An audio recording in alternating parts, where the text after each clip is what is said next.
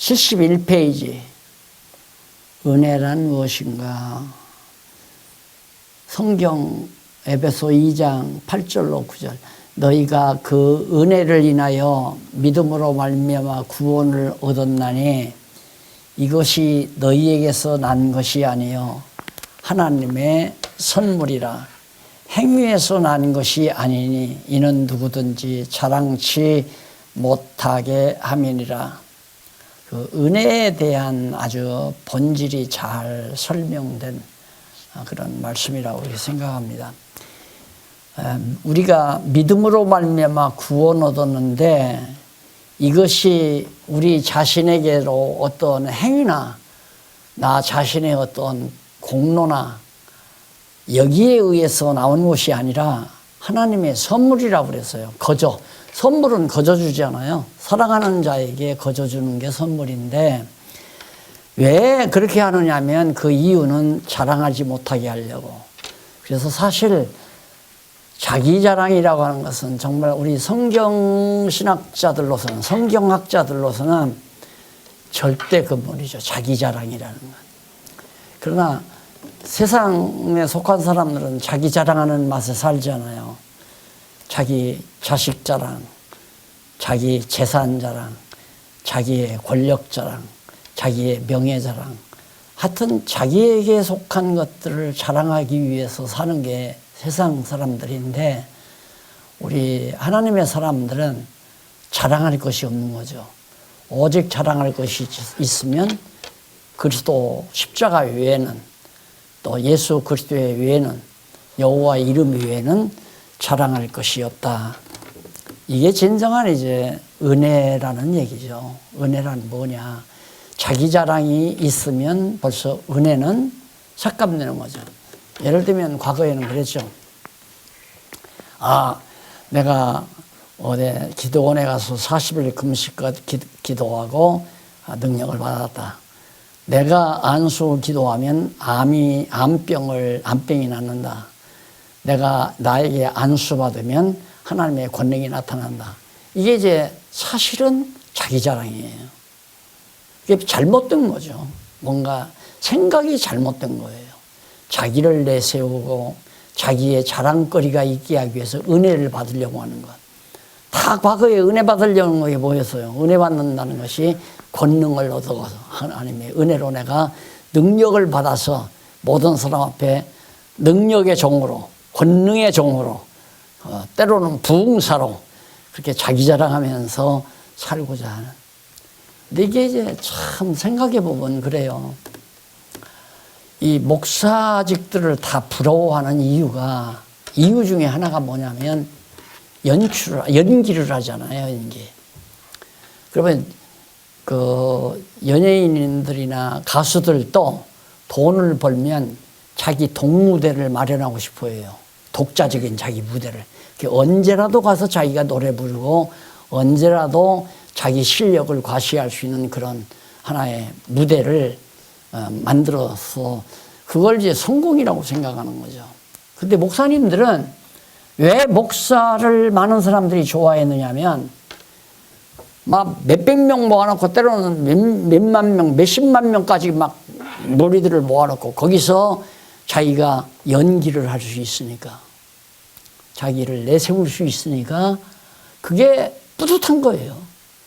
그런 무대가 있으면 신나고 정말 기쁨이 있고 성공한 것 같고 그런 무대가 없고 우리들처럼 이렇게 몇몇이 모여서 이렇게 하는 것은 정말 못난 목사, 실패한 목사, 어리석은 목사들이나 이거 누가 하려고 안 하잖아요. 피곤하니까. 그러니까 옛날 부흥사들 좀 초청합니다 하면은 몇 명이나 모여. 첫째 부흥회 몇 명이나 모여. 한 150명 정도 모입니다. 나 그때 바쁜데 안 온다, 안 간다 이거예요. 한 500명? 그래, 한번 좀 생각해 봅시다. 1000명? 그렇게 하죠. 1000명 모입니다. 그렇게 하죠. 500명 모입니다. 그럼 한번 생각해 봅시다. 100명 모입니다. 나 다른 데 약속이 있는데. 우리한테 지금 이렇게 와서, 우리 이렇게 목사님들 너댓 분 모여있는데 누가 와서 아니 나 자랑하려고 하는 게 아니라 안 해요. 그러나 나는 둘도 좋고 셋도 좋고 열도 좋고 하는 건 어떤 무대 위에서 연기하려고 하는 게 아니라 이게 정말 진리인데 이게 성경적인 진짜 진리인데 그러니까 한 분 와도 하잖아요. 한 분 와도. 지금 다음 화요일 날인가? 다음 화요일 날인가는 저 홍철서 목사님 한 분이 오신대요. 그 목사님 오셔서 이제 그동안 공부한 거 애써서까지 다 끝냈대요. 이제 공부한 거 보고도 하고 이제 체크도 받고 뭐 질문할 것도 있고 그럼 좀 오시면 밥 사주고 커피 사드려야 되잖아요. 왜 그러는가? 무슨 나를 자랑하거나 내가 무슨 뭐 가수들이나 배우들이 연기하듯이 연출하려고 하는 것도 아니고 이게 너무 좋으니까 이 좋은 진리를 좀 같이 나누고 싶은 안타까운 마음, 그 마음 하나밖에 없어요. 지금 이렇게 비대면으로 목사님들을 대하면서 이렇게 강의하는 것도 한 마음, 오직 하나의 마음. 목사님들에게 그동안 내가 깨닫고 정리해 놓은 내용들을 그래도 내가 한번 설명해 드리면 훨씬 이해하는 데 좋지 않겠나 하는 생각 때문에 그래서 이렇게 하게 되고 또 우리 방송사 하시는 우리 김양로님은 이걸 녹화해 놨다가 이 다음이라도 내가 안 하더라도 내가 꿰부리고 아예 장로님 나 피곤해서 안 할래요 그러면 하기 싫으면 그만둬요. 나 혼자 할래요. 그거 다 녹음 다 해놓잖아요. 녹화해 놓고 언제라도 필요한 분들에게 다 경비 들여가면서 그렇게 하는 이유가 전혀 성질이 달라요. 자기 자랑을 자기 내세우기 위한 게 절대 아니다. 이번에도 교단 어른들이 뭐 성경신학 이제 그 학위과정을 만든다고 그러면서 어떻게 책을 좀 읽어보셨나 봐요. 달더러 목사님이 총장을 하셔야 됩니다. 그러더라고요. 목사님이 총장을 해야 한대. 당신은 이사장 하니까 나더러 총장하라 그랬는데 그 어른 앞에서 내가 한다 내가 말을 못하고 지금 그 일을 추진하는 목사님에게 내가 나는 안 해요. 그냥 시간 나면 그냥 가리키기는 하지만 그런 명예로운 총장 이런 건 나는 절대 안 하니까 그 잘 좀 설득시켜서 그 이해를 시켜가지고 나를 내 자리에 있게 해주세요. 이름 나는 것도 문제가 되고 정말 많은 사람들로부터 인기 얻는 것도 문제더라고요. 제가 이렇게 살아보니까 사람들에게 인기를 얻으면 하나님과의 관계가 소원해지는 것 같은 느낌을 받아요. 오직 그냥 하나님 앞에 받은 바 은사에 따른 절대적인 굴종, 명령에 복종하고 사는 그런 영적 예배의 삶이 가장 아름답고 왜? 은혜니까 그것이. 그래서 신비주의자들이 말하는 은혜라는 거 다 틀린 거예요. 뭐 화끈하게 오늘 은혜 충만히 받았다. 설교 어떤 분 막 그냥 부흥사가 설교면 눈물 펑펑 흘리고 울고 은혜를 충만히 받았다. 은혜가 충만히 또 내렸다고 그러잖아요. 그런 역사가 나타나면 그런 것들이 모두가 다 은혜에 대한 개념을 잘못 알고 있기 때문에 나타나는 현상이다. 그런 것들의 내용이 지금 쭉 나오는데 거기 그 72페이지의 두 번째 문단에 보면 신비주의자들은 마술적인 신통력에 의한 행위들까지도 분별 없이 성령에 충만한 은혜의 역사라고 그렇게 선전합니다. 이제 제 신문 다 받아보시겠지만 그 서한문을 편지 제가 이제 살아오면서 내게 신앙적으로 영향을 끼친 분들을 하나하나 생각하면서 편지를 쓰는 거예요. 편지문으로. 그런 아이디어를 어디서 얻었느냐 하면 사도 바울이 서한문을 써서 목회를 했더라고요. 그래서 이것도 좋은 방법이겠다. 이제 그래서 서한문을 통하여 내가 어리석었던 일, 미련했던 일, 속았던 일, 정말 잘못 알고 가르쳤던 일, 그런 것들을 다 낱낱이 고백함으로 정말 올바른 진리답게 전해지는 좋은 코너를 마련해야 되겠다 해서 지금 그 글을 내가 계속 쓰고 있는데요. 제가 신비주의에 접할 때 17살 때 처음 접했거든요. 소위 성령운동이라는 거. 말도 못했습니다. 근데 나중에 알고 보니까 전부 다 지금 얘기하고 있는 이런 거예요. 인간이 어떤 최면에 딱 얻어 걸리면 그냥 마음대로 요리돼요. 최면에 걸려버리면. 이걸 성령의 역사라고 지금까지 해왔던 거예요. 그 성경을 깨닫고 보니까 성령의 역사는 그렇게 안 왔던데 오순절에 성령이 임할 때 보니까 그냥 기다리면서 기도하고 있었는데 약속한 날짜가 되니까 그냥 호련히 하늘로부터 불의 혀같이 갈라진 거 또 방언이라든가 그런 현상이 나타나면서 성령이 임한 거예요. 어떻게 하면 성령이 임하고 어떻게 하면 임하고 그런 조건이 하나도 없고 춤추고 노래하고 막 찬송을 빨리 부르고 하면 성령이 임한다는 거 성경에 없어요. 그냥 예수님께서 약속하신 대로 때가 되니까 장소에 예루살렘 떠나지 말아라. 예루살렘에 머물러라. 그리고 성령이 임할 때까지 기다려라. 그 예수님께서 보내실 날짜 정해놓고 예루살렘 다락방에서 임하게 하려고 예수님이 약속하셨으니까 약속대로 그대로 임한 거예요. 거기 나타나는 현상들은 표적도 있고 안 그러면 이제 정말 복음을 땅끝까지 전파하게 하려는 하나님의 의도가 담겨진 거고요. 그런데 과거 내가 신비주의에 집에서 성령을 접했다고 할 때는 그게 아니었어요. 전혀. 참 생각하면 황당하고요. 그 뒤로 이제 한국교회 모습을 보면서 저게 오래 갈까 저게 오래 갈까 오래 못 가잖아요. 오래 못 가잖아요. 지금은 안 되잖아요. 암만 그 방법을 써도 안 돼요. 방법이 안 돼요. 왜? 그만큼 사람들이 쉽게 최면에 안 걸린단 말입니다. 이게 최면에 빨리 걸리는 건 좀 아둔해야, 좀 무지해야 빨리 걸려요. 최면에. 영악하고 좀 지성인들은 최면에 걸리지 않아요. 좀처럼 안 걸려요.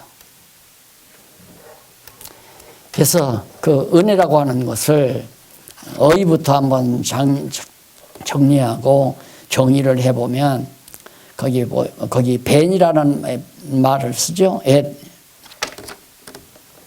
헨이라는 말. 이는 은총 또는 은혜라는 말로 번역이 되죠. 그리고 은혜라는 말은 헬라어로 카리스라는 말입니다. 카리스. 예, 카리스마가 있다. 예, 어떤 은혜가 충만하다. 이렇게도 볼 수 있지만 신적인 능력을 말할 때 이제 소위 카리스마가 있다. 이런 얘기를 많이 하죠. 매혹적이다. 그러나 이에 이르러 친절한 또는 예의 바른이라는 의미로도 발전하게 되었다. 그리고 급기야 은총이나 혜택 또는 은혜라는 의미로 바로 이 카리스마라는 말이 사용을 되게 됐습니다. 근데 이쪽 이제 75페이지 두 번째 문단에 보면 구약 시대 이스라엘 백성에 대한 여호와 하나님의 구원 사역은 언약에 근거하고 있습니다. 구원 사역, 구약 시대 구원 사역은 언약에 근거했죠. 그러니까 이스라엘 백성들을 애굽에서 홍해바다를 건너서 구원해 내는 것도 아브라함에게 언약한 언약 말씀, 야곱에게 언약하고 이삭에게 언약하신 언약의 말씀에 근거를 두고 있는 거죠. 그러므로 구약시대 구원이라는 하나님의 언약과 밀접한 관계가 있는 것을 알 수 있습니다. 은혜라는 말은 하나님의 언약과 관계가 있다. 하나님이 당신의 계획대로 내가 이렇게 해주겠다 해서 해주는 거니까 은혜다 이거죠. 그러니까 은혜는 내가 받으려고 애쓴다고 해서 받는 게 아니잖아요. 선물은 은혜로 구원 얻은 게 선물이라고 그랬는데 선물은 내가 받아야 되겠다 한다고 해서 받는 게 아니잖아. 아, 내가 목사님들에게서 선물 받고 싶다. 한만 선물 받고 싶다고 내가 원해도 목사님들이 나한테 선물 안 주면 선물 못 받잖아요. 하나님도 마찬가지예요. 우리가 선물 달라고 애써서 주면, 내가 자꾸 달라고 해서 주면 그건 거지에게 동정하는 것이 선물이 아니죠. 그런데 우리는 막 은혜를 구하면 받는다. 막 몸부림치면서 구하면, 금식하고 막 애써 처리하면서 기도하면 은혜를 받는다. 그건 뭐냐면 최면 과정을 말하는 거예요. 최면 과정. 이게 완전히 어떤 사람이 한 생각을 가지고 집중하고 계속 시간을 보내면 최면에 딱 걸리거든요. 저도 그 최면에 딱 걸려봤는데, 와, 나는 달리 그런 게 아니라 은혜 받으려고 아니라 성자가 되고 싶어서 죄를 좀 정리를 해야 되겠는데 이놈의 죄가 정리가 안 되는 거예요. 왜? 생활 속에서 아직 죄가 그냥 있어. 나타나. 한참 젊은 때니까, 뭐 20대 초반이니까, 10대 후반, 20대 초반이니까, 여자를 보면 자연히 얼굴이 붉어지고 가슴이 뛰고 그러잖아요. 정상적인 건데, 이것이 마음으로 음욕하는 거라고, 음란을, 마음에 음욕을 품는 거는 간음한 거라고 성경에 있잖아요. 그 말씀을 그렇게 해석하고는 간음죄가 내게 있다 싶어가지고, 이게 해결이 돼야 성자가 되겠는데, 안 되니까 각오를 하고 금식을 하고 이제 산에 올라가서 바위 위에 큰 바위, 널찍한 바위 위에 앉아서 기도를 했죠. 초저녁부터 기도를 하는데 체면에 걸린 거예요. 딱 한 밤 11시, 12시경이나 됐는데 내가 앉았던 바위가 1m 이상이 막 우아래로 흔들리는 거예요. 그때는 나도 무지했으니까, 와, 이제는 하나님이 응답이 왔구나, 이렇게 생각한 거죠. 그래가지고 막 얼마나 좋겠어요. 응답을 받았으니까 막 계속 찬송을 부르면서 목이 터져라고 하나님 앞에 찬양했다, 기도했다. 그리고는 이제 새벽에 또 내려와가지고 경험을 했는데, 그런 얘기가 다 나옵니다. 이제 거기 완전히 웃기는 거예요, 내가. 그래서 내가 경험을 했기 때문에 당돌하게 내가 얘기하는 거예요. 아니다 이거예요. 하나님의 은혜는 거저 내가 전혀 생각지도 않았는데 하나님이 나를 불러서, 아니 바울이 언제 사도가 되겠다고 그랬어요? 사도라고 생각도 않고 예수 믿는 사람 잡아 죽이려고 달려가는데 갑자기 가는 도중에 하나님께서, 예수님께서 부활하신 예수님이 사울아 사울아 불러드리잖아요. 누구십니까? 나는 네가 핍박하는 예수다. 아유, 어찌하여 너는 내 발길로 내 방해꾼이 되고 있느냐. 내가 너를 모태에서부터 이방 사도로 내가 정해놨다. 그래가지고 사도 만들었잖아요. 우리 목사님들도 마찬가지예요. 내가 원해서 되는 것이 아니라 원하는 자로 말미암음도 아니요, 애쓰는 자로 말미암음도 아니라 오직 하나님의 은혜로 된 것이다. 신약 시대 천사 가브리엘이 처녀 마리아에게 예수가 잉태된 것을 알리면서 은혜를 받은 자. 세상에 처녀가 아기를 가졌는데 그게 은혜라고. 그게 마리아로서는 황당하죠. 자기가 아기를 원한 것도 아니고 이제 성혼했으니까 시집을 가면 아기를 낳을 건데 그 바라지도 않았단 말입니다. 근데 갑자기 하나님께서 또 마리아에게 잉태케 해가지고 은혜를 받은 자요, 하나님께서 은혜로 준 거다. 은혜는 거저 공짜로 아무 대가 없이 운다고 힘쓴다고 안 돼요. 절대. 어떤 자도. 목사님들도 지금 좀 말씀 깨닫게 된 게 은혜로 된 거 아니에요? 뭐 기도하면서 하나님 아버지야 성경 다 알고 싶사오니 성경을 깨닫게 해주시오. 철학 기도했습니까? 금식 기도를 했습니까? 기도 한 번도 안 했잖아요. 그런데 어떻게 성경 공부한다고 해서 한번 나와봤다가 깨닫게 된 거 아니에요. 거저 받은 거죠. 은혜죠. 거저 공짜로. 그래서 은혜의 본질은 뭐냐? 78페이지. 신학적으로는 은혜를 보통 은혜와 특별 은혜로 구분한다. 보통 은혜는 하나님께서 불택자들에게, 믿지 아니하는 자들에게 태양, 공기, 모든 자연 만물 이런 것들을 다 공급해 주시는 거, 건강도, 재물도, 이거 다 일반 은혜 아니에요. 일반 은총.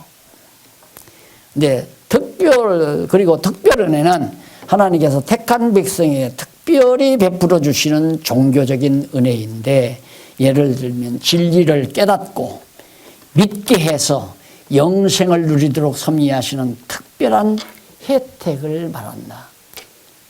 예수가 그리스도의 심을 깨닫고 그를 믿고 하나님을 여호와로 경외하며 사는, 이렇게 다 하나님의 은혜죠. 거저받은 은혜 아닙니까? 그러니까 내가 입버릇처럼 쓰지만 거저받았으니 거저 주어라, 예수님 그랬잖아요. 거저 은혜를 받았으니 거저. 돈도 마찬가지예요. 재물도 거저받은 거죠. 내가 일해서 대가로 받았는데요. 월급을 대가로 받았는데요. 월급 못 받는 사람 많잖아요. 직장 없는 사람 많잖아요.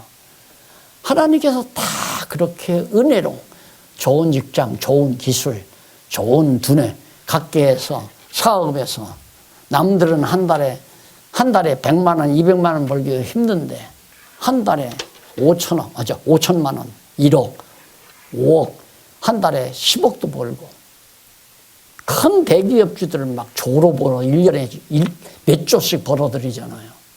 그거 다 하나님께서 은혜로 준 거죠. 일반 은혜. 하나님께서는 우리 성도들에게 주신 은혜는 특별 은혜라. 그럼 우리 성도들은 일반 은혜는 기본이에요. 그건 일반 은혜는. 그래서 기본 위에다가 특별히 주신 거라 해서 특별 은혜라고 그러죠. 그러니까 진리를 깨닫고 믿고 영생에 동참하는 것은, 이건 특별한 은혜예요. 정말 특별한 은혜. 이거 다 공짜로 얻었으니 공짜로, 거저 받았으니 거저 주어라. 그런데 완전히 교회를 갖다가 정말 복음 전하는 일을 갖다가 직업으로 만들어 놨으니까 타락 안 할 수밖에 없잖아요. 여기 앉아 계신 목사님들이야 직업적이 될 수가 없는 입장이니까, 직업 같으면 자꾸 올라가고 정말 수입이 많아지고 그래야 하는데, 개척을 해서 정말 고생하며 한 영혼 한 영혼 물러. 이러다 보면은 이제 내가 경험을 했는데, 정말 제대로 하니까 200명이 훌쩍 240~250명이 돼도 목회비에 안 주더라니까. 달라고 안 하니까. 내가 또 달라고 할 능력이 달라고 할 입장도 아니잖아요. 그러니까 나는 그냥 출근해서 짭해서 가족들 먹여 살리고 나가서 그렇게 했단 말입니다. 그런데 하나님께서 나는 목회비 안 받고 목회한다. 거기에 대한 목이 뻣뻣했다 이거예요. 쉽게 말하면. 그래서 목회비 받고 목회하는 목사님들 직업이라고 그러면서 항상 나만 잘하고 저 사람들은 다 잘못하는 거다. 이런 생각으로 아주 자만한 마음을 가지고 있으니까 하나님께서 그걸 꺾어버리더라고요. 그래가지고 교회를 다 박살냈더니만 교인들 한 50~60명 남겨가지고 그분들이 아무것도 몰라가지고 목회한다고 그러면서 많은 경험이 있으니까 당신들이 딱 목회비 정해가지고 우리가 다 생활 책임지고 아이들 다 가르칠 테니까 그냥 성경 연구해서 우리나 잘 가르쳐줘! 나만은 권사님이 와서 호통을 치고 나만은 장로님이 와서 나한테 그래서 그때부터 목회비를 받았어요. 그게 주어서 받은 거죠. 달라고 해서 받은 게 아니라 주는 대로. 이게 바울이 말한 대로 주면 받고 안 주면 말고. 안 주면 이달 예를 들어서 100만 원을 줘야 하는데 50만 원만 줬다. 그럼 50만 원은 빚으로. 그건 빚이라도 더 재직해서 감당해. 그건 아니죠. 없어 좀 말고. 덜 쓰는 거. 가난하게 좀 말고. 넉넉히 들으면 좀 넉넉히 쓰고. 부유할 줄도 알고 가난한 줄도 알고. 그래서 온전히 이것이 하나님께 매인 삶이라고 하는 그런 근거라고 저는 그렇게 생각을 해요. 그래서 은혜의 본질은 우선 첫 번째가 하나님의 아들로 예정해 놨다. 그 예정 자체가 은혜예요. 그래서 찬송하리로다 에베소서 1장 1절에 나오죠. 찬송하리로다 하나님 곧 우리 주 예수 그리스도 아버지께서 그리스도 안에서 하늘에 속한 신령한 복으로 우리에게 복 주시되, 이게 특별 은혜죠. 특별 은혜의 복 주시되 곧 창세전에 그리스도 안에서 우리를 택하사 은혜로 사랑 안에서 그 앞에 걸어가고 흠이 없게 하시려고 그 기쁘신 뜻대로, 거기 나오잖아요. 택하사 우리로 사랑 안에서 거룩하고 흠 없이 없게 하시려고 기쁘신 뜻대로 우리를 예정하사 예수 그리스도로 말미암아 자기의 아들들이 되게 하셨으니, 이는 왜 그렇게 했는가? 예정해서 아들이 왜 되게 했는가? 그 이유는 그의 사랑하시는 자 안에서 우리에게 거저 주었다. 아무런 대가 없이 공로 없이 거저 주신 바 그 은혜의 영광을 찬미하게 하려는 것이다. 결국은 찬미밖에 없어야 돼요. 우리의 삶에 찬미야. 누구의 찬미? 하나님에 대한 찬미. 하나님 찬양. 하나님께 대한 자랑만. 하나님을 자랑하고 예수 그리스도를 자랑하고 십자가를 자랑하고, 이게 찬미 아니에요? 찬송가 부른다고 찬송 부르는 것만 찬미가 아니에요. 이게 찬송가도 곡이 중요한 것이 아니라 내용이 중요하잖아요. 뭐 오늘 그 양 장모님이 찬송가 가지고 갔대요. 오늘 안 줄지 모르니까 달라고 해서 가지고 갔어요. 받았어요? 그래. 찬송가 부르는 것도 찬미지만은 생활 속에서 뭘 자랑하고 사느냐. 예를 들어서 권력을 얻은 자가 권력 자랑하면 그건 엉터리예요. 권력을 어떤 세속 문화 속에서 세상 나라에서 어떤 권력을 받았다 하더라도 이것도 권력 자랑이 아니라 그 권력을 가지고 하나님 나라를 위해서 봉사하도록 하기 위해서 주신 거니까. 여러분 장관직을 받았다거나 대통령직을 받았다거나 그럴 때에는 왜 하나님이 세상 나라의 대통령이 되게 했나? 하나님 나라의 봉사자로 쓰려고 대통령이 필요하니까 하나님께서 대통령 세워서 하나님 나라 봉사해라. 어떤 사람에는 큰 기업주가 되게 했다. 왜? 기업주로서 하나님 나라에 봉사하게 하려고. 그게 다 결국은 하나님 찬양 아니에요. 하나님 찬미하고 사는 삶. 이것이 바로 은혜의 본질이다라는 얘기예요.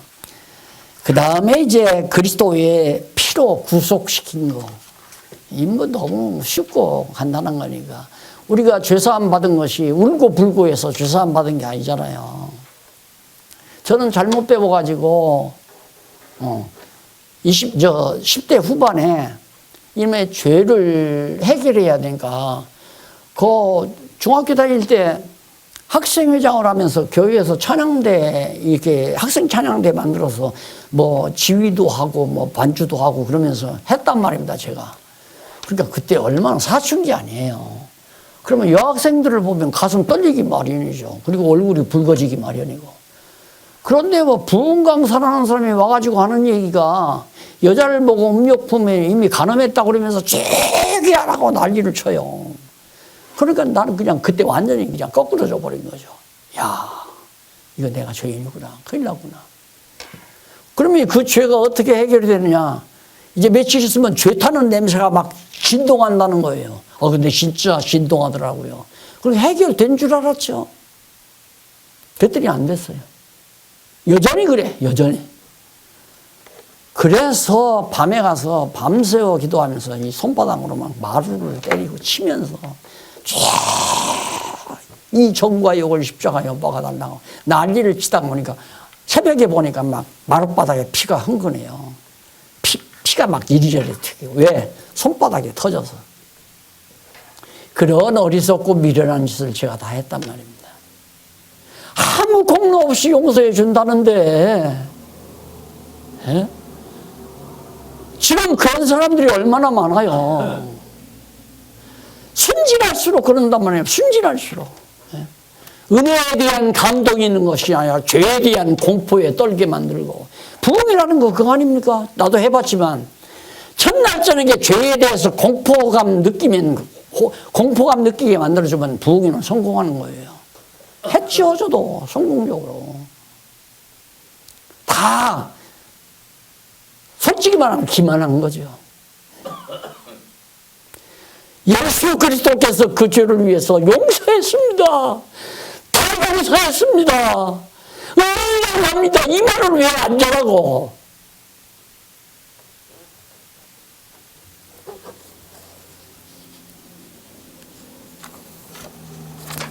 하나님 예정, 하나님 아들, 하나님께서 죄 용서하는 거 당연하잖아요. 하나님이 예정해놓고 하나님 아들 죄정하면 어떻게 해요? 그래서 탕자 비유를 보면 아들놈이 다 가서 돈 탕진하고 가서 돼지우리 가서 고생하다가 딱 돌아왔어요. 아버지가 한마디 묻잖아요. 엄마 가져간 돈 어디 있어? 그 엄마 장사해서 남았을 거 아니야. 다 내놔. 이것도 없어. 이놈아 그 돈 본명이라도 갖고 와야잖아. 어디 있어? 내놔봐. 그 말도 없어. 무슨 죄졌냐고 묻지도 않아. 목욕시키고 금가락지 끼우고 새 옷 갈아입히고 비단용 금심용 이부자리 갈아주고 찬치 벌리고 그게 아버지의 마음이에요. 이거에 내 공로로 된 것이 아니라 하나님이 창세전에다 작정해서 했단 말입니다. 왜? 이걸 가르쳐야 은혜를 받죠. 이런 진리를 가르쳐야 성도들이 은혜를 깨닫잖아요. 그래야 하나님 자랑하고 살고. 목사님들에게 하는 얘기가 아닙니다. 이 강의를 지금 여러 사람이 듣는다니까. 한쪽 가로 3번 약속의 성령으로 인쳐요. 약속, 내가 성령 받겠다. 성령 받아 능력 받아서 가서 막 능력의 종으로 활동하고 능력 행해서 교회를 부흥시키고 이게 다 이기주의에서 나온 거 아니에요. 주를 위해서 아니에요. 이기주의예요. 자기 성공하려고, 자기 잘 먹고 살려고.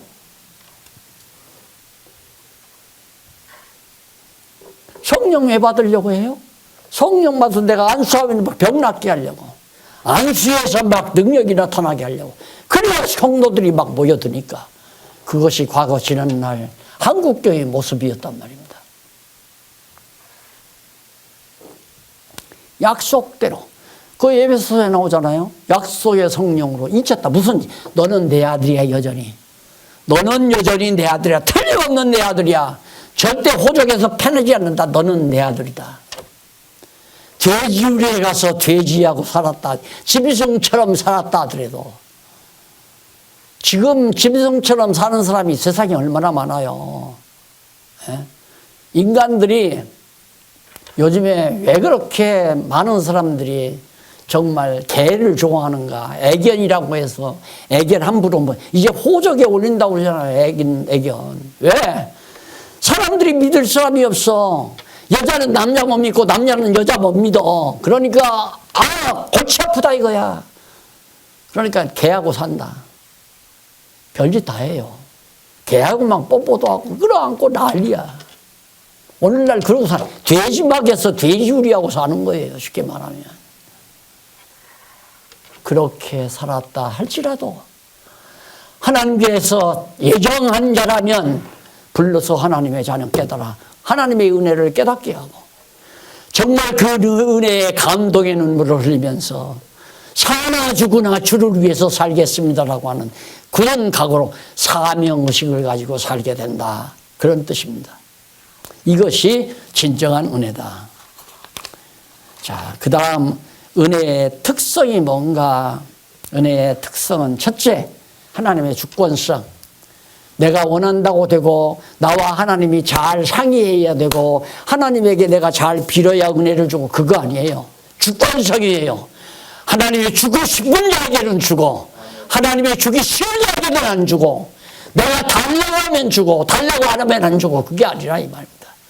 주권적으로 줘요.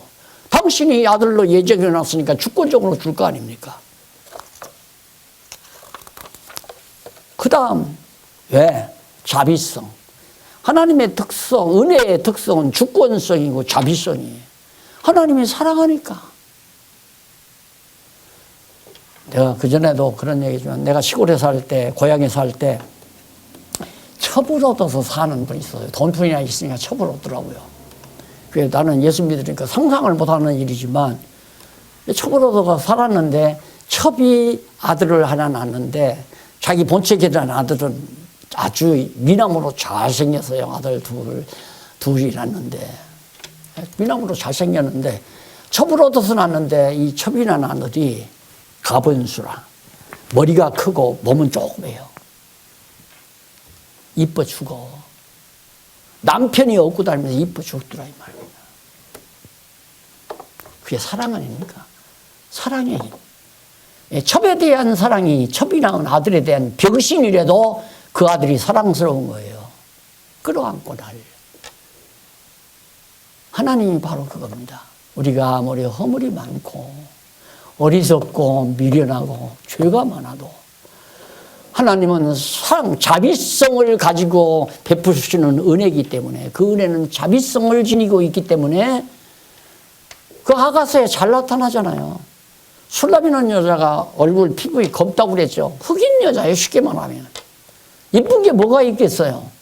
그런데도 술라미에게 푹 빠져버리잖아요. 그게 사랑이죠.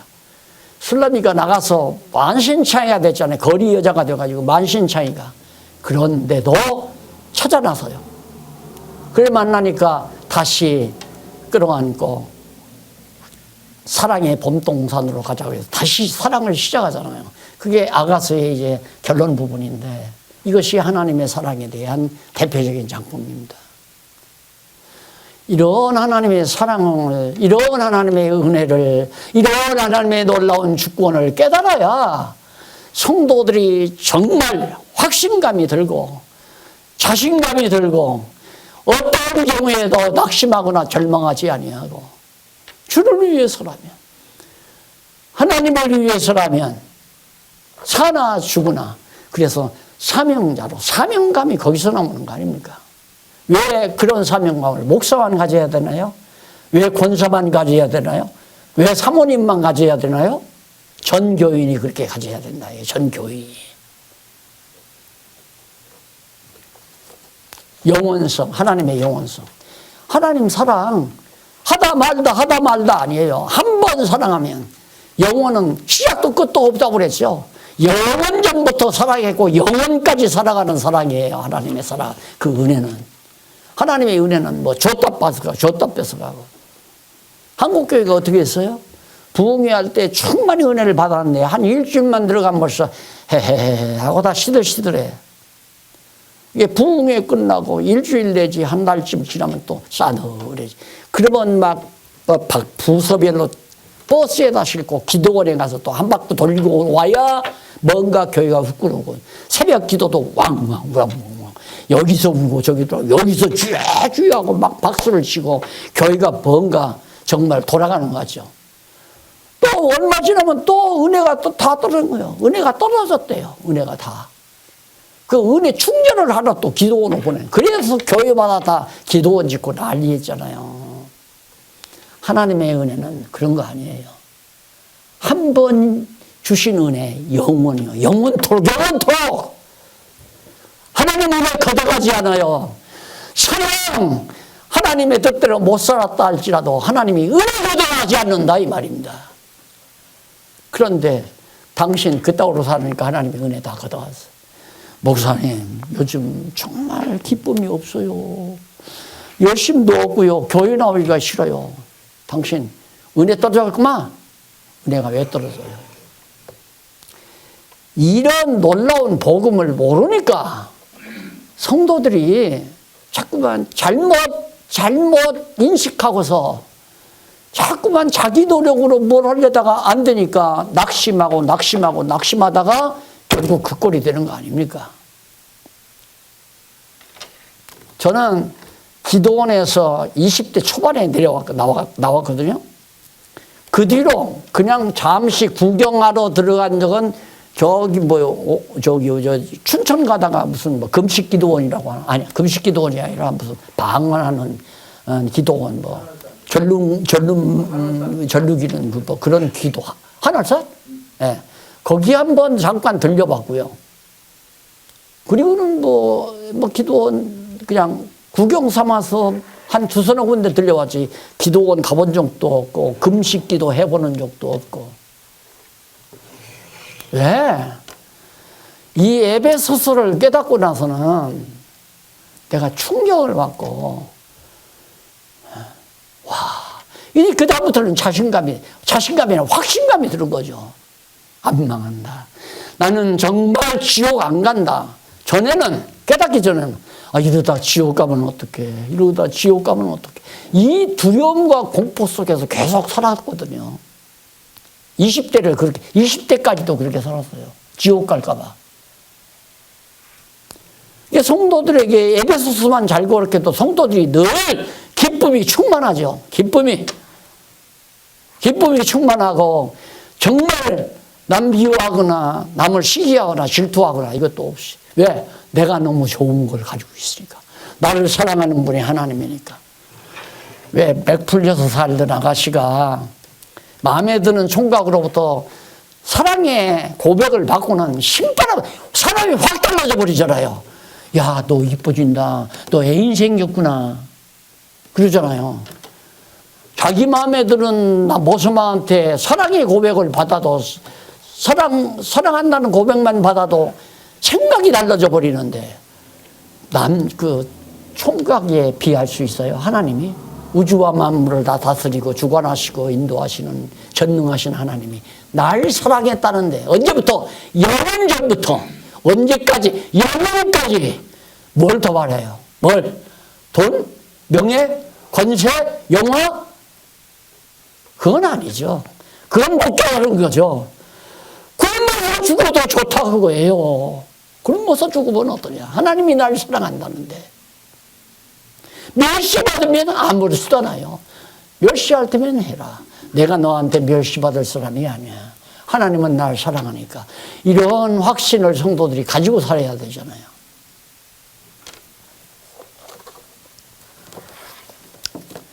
자, 일일이 교재를 읽다가 보니까 좀 진부한 것 같아서 제가 부흥회를 한번 했습니다. 근데 이렇게 해주기를 모든 분들이 대부분 원하는데 하면 하죠. 그런데 혹시 제 이런 실수나 방법을 또 답습할까 봐서 진지하게 교재를 보고 읽고 공부하는 게 제일 깊이 배기잖아요. 깊이. 순간적인 감동은 지금 이런 방법이 좋아요. 제가 강의하는 방법이 순간적인 감동은. 그런데 자기 신비 속에다가 깊이 새김질하는 것은 읽고 공부하는 것이 최고입니다. 듣는 건 듣다고 두고 일이 나가요. 보는 거, 텔레비 보는 건 더 말할 것도 없고요. 그러니까 텔레비는 보고 듣잖아요. 읽는 건 이건 자꾸 전원 문맥을 찾아서 논리를 자꾸 잡아 이해하기 때문에 뿌리가 깊이 뻗어 들어가요. 그래서 교재 자꾸 하는 거예요. 그런 말이 있잖아요. 교수의 강의만 듣고 공부하는 사람은 30% 이해하기가 힘들다. 근데 책을 읽고 공부한 사람은 60, 70%를 교수의 사상과 주의를 받아들일 수 있다. 책을 읽어야 돼요. 그래서 목사님들이기 때문에 그냥 교재를 소개하는데 자꾸 요즘 내 강의가 좀 시들하다 할 사람들이 혹시나 있을까 봐서 아니다. 하면 한다. 지금도 내가 그런 식으로 하면 한다. 그런 얘기죠. 내가 울려서 울으면 되겠어요? 내가 울려서 우는 건 필요 없어요. 책을 읽다가 울어야 깊이 들어가죠. 이런 책을 읽으면서 눈물 없으면 못 깨닫는 거죠. 깨달은 거 아니죠. 저는 얼마나 펑펑 울었는데요. 이걸 깨닫고서. 이제는 뭔가 죄 용서해달라고 가서 우는 게 아니라 이 감동이 감아도 눈물, 또도 눈물. 그냥 친구를 만나도 눈물, 형제들을 만나도 눈물, 사람을 만나도 눈물 주체할 수가 없이. 우리의 잠시 받는 환락에 경한 것이, 우리가 이 땅에서 배고파 보면 얼마나 배고픕니까? 몇십 년 배고프게 살 거 아니에요. 몇십 년이 긴가요? 하루가 천년 같고 천년이 하루 같은 건데.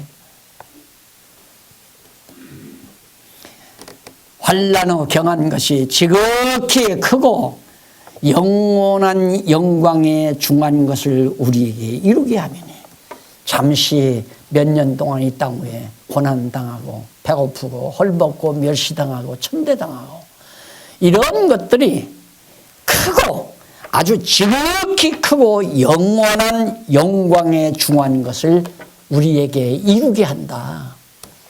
그래서 20, 30대, 20대 초반까지 정말 눈물로 세상을 살던 그 고난의 역사가 결국 지금까지 기쁨과 감격과 감동 속에서 살게 하시는 하나님의 놀라운 은총을 깨닫게 하신 것이다 라는 말과도 같습니다. 우리의 돌아보는 것은 보이는 것, 이 땅에 보이는 게 아니잖아요. 집을 크게 짓고 화려하게 짓고, 솔직한 겁니다. 나는 이거 지으려고 생각 안 했어요. 그냥 제발 쫓겨만 안 다니고 돈 걱정 없이, 그래서 땅만 좀 사면 비닐하우스 치고 그 하우스 안에서 공부할 사람 오면 될 거 아니냐. 낮에는 햇빛 들어오니까 열도 걱정을 없고, 그늘 때 밤에는 햇빛이 없으니까 추우니까 난로 피면 될 거고. 그렇게 생각했는데 땅 사놓으니까 경기들이 생각을 확 바꾸더라고요. 돈이 막 나오니까 지었지요. 다 아무리 화려하고 웅장하고 굉장하게 해놔도 잠시 잠깐이에요. 솔로몬이 다 해봤잖아요. 문제는 지금 우리가 하나님의 은혜를 은혜답게 깨닫는 것 최고입니다. 그것이 내 마음을 기쁘게 하고 평안하게 하고 즐겁게 하고, 어떤 고난도 이겨낼 수 있고, 어떤 결실도 참아 넘길 수 있고, 어떤 애매함이나 모함도 견뎌낼 수 있는 힘이 바로 은혜의 감격에서 와주는 것이다. 아니요, 보이지 아니하는 것이, 보이는 것은 잠깐. 또 나도 이제 몇 년 있다가 하나님 나라, 보이지 아니하는 하나님 나라 갈 거 아니에요. 그러니 이 땅의 것에 대해서 미련 가질 필요가 없죠. 이 땅의 것이 화려할수록 하나님 나라 가는데 혹시 힘들지도 모르죠. 아이고 저거 아까워. 어제가 목사님이 그런 얘기를 들어요. 믿는 사람과 믿지 않아 많은 죽는 사람을 경험했는데, 안 믿는 사람은 정말 마지막 순응할 때 힘들어 하더래요. 막 주먹을 주고 발발 떨기도 하고 막 이를 붙 나도 봤죠. 우리 믿는 사람은 다 손 놓잖아요. 이미 죽음 앞에 직접 안 가도 다 아이고 없어지 갔으면 없어지고 가져가 갔으면 가져가고 내버려 둬보자. 네. 왜? 영원한 것이 아니니까, 다 없어질 거니까. 하나님 나라는 영원한 것 아니에요. 하나님 나라가, 그것이 고린도후서 4장 17절로 18절에 있는 내용입니다. 결론, 끝맺는 말. 지금까지 하나님의 은혜에 대한 성경적 바른 정의와 그 내용을 및 특성들을 차례로 살펴보다 결과 하나님의 은혜에 대한 오해가 교회 안에서 많은 부작용을 일으켜왔음을 확인할 수 있었죠. 그러면 이것만 깨달아도, 내가 어떻게 살아야겠구나, 나는 어떻게 목표를 해야 되겠구나, 이게 이래서는 안 되겠구나, 이래야 되겠구나, 확실하잖아요. 성도들에게 자유함을 주고, 은혜 안에서 기쁨을 주고, 평안을 주고, 성도들이 항상 찬양하게 만들고, 만나면 기뻐하고 즐거워하고, 만나면 2시간도 3시간도 헤어지기를 싫어하고, 이게 바로 하나님 나라 건설이죠. 신구약성 마지막 문단 보십시다. 신구약 성경은 하나님의 말씀, 하나님의 특별한 은혜의 섭리에 대해서 계시하는 내용이다. 언약대로 이루시라는 게 특별한 섭리 아니에요? 하나님이 나는 요구도 안 했는데 나 이렇게 해주겠다 하고 하나님이 그렇게 해주는 게 성경 내용인 전체나 이 말이에요. 그러니 지금 이렇게 건강된 것도 하나님이 다 정하신 뜻대로 건강 준 거고, 하나님이 가정 이룬 것도 하나님이, 또 지금 역시 어렵지만 이렇게 생존하는 것도 하나님, 자녀들 준 것도 하나님의 은혜, 범사가 하나님의 은혜하는 게 하나도 없잖아요. 나는 결혼도 안 하려고 그랬어요. 결혼 안 하고. 하나님의 은혜를 좀 깨닫고 나니까 결혼이고 뭐고 다 걷어치고 그냥 여생 복음을 위해서, 진리를 위해서, 하나님의 영광을 위해서 살다가 죽으면 그만이다. 그 생각이 들어서 안 하려고 했더니 핑계는 내가 늘 그러죠. 여수이가 자꾸 꼬셔가지고 할 수 없이 결혼을 한다고. 네. 하나님이 정해놓은 것이니까 결혼을 했죠. 그리고 결혼하고는 그 다음 또, 자녀들 낳지 말아야지. 자녀들 낳으면 나처럼 고민하고 괴로워하고 몸부림치고, 아이고, 이 죄 많은 세상 살기 얼마나 괴로우냐. 그냥 우리 둘이 사랑하며 살다가, 주를 위해 살다가 갑시다. 안 하려고 했는데, 자녀 안 낳으면 쫓겨날까, 쫓겨날까 봐서 그랬는지, 낳잖아요. 그것도 하나님의 은혜예요. 저는 지금도 하나님께서 은혜로 우리 자녀들을 주었고, 우리 아내를 주었고, 내 가정을 이루었고, 내가 섬기는 교회도 하나님이 주었고, 이런 모습 저런 모습도 하나님이 다 준비해 놓고 행하시는 거고, 이게 모두가 다 은혜 아닌 것이 없다. 그러니까 이제 배우셨으니까 깨달았으면 어떠한 상황이 와도 하나님의 은혜로 받아들이면 공부를 제대로 한 것이고, 이건 하나님의 은혜고 이건 하나님의 은혜가 아니고, 우리 교회가 잘 되는 건 하나님의 은혜고 우리 교회가 쌈박질이라는 건 하나님의 은혜가 아니에요. 하나님의 은혜하는 것이 없습니다. 그래서 범사 감사하라 하는 얘기가 바로 거기에서 맞아떨어지는 거죠. 모든 일 하나님, 몸이 아파도 은혜고 가난해도 은혜고 정말 천대를 받아도 은혜고 멸시를 받아도 은혜고 존귀 여김을 받아도 은혜고 성공을 해도 은혜고 돈이 많아도 은혜고 돈이 적어도 은혜고 범사에 감사하는 삶, 이것이 은혜다. 다음 시간 은사란 무엇인가, 오늘 또 은사 많이 나왔죠. 은사란 무엇인가 하고 그 다음 이어서 예언이란 무엇인가, 이 두 가지 과제로 여러분과 함께 하겠습니다. 기도하시겠습니다. 자비하신 아버지 하나님, 살아계셔서 진리의 영으로 우리에게 역사해 주심을 감사합니다. 우리 오늘 또 이렇게 주 안에서 만나 성령의 가르침을 받아 진리를 깨닫고 함께 기뻐하고 함께 감사하고 함께 주 앞에 영광 돌리시게 하심을 감사합니다. 앞으로도 많은 영혼들이 이 기쁨에 동참할 수 있게 해주시옵소서. 예수님 이름으로 기도드립니다. 아멘. 수고하셨습니다.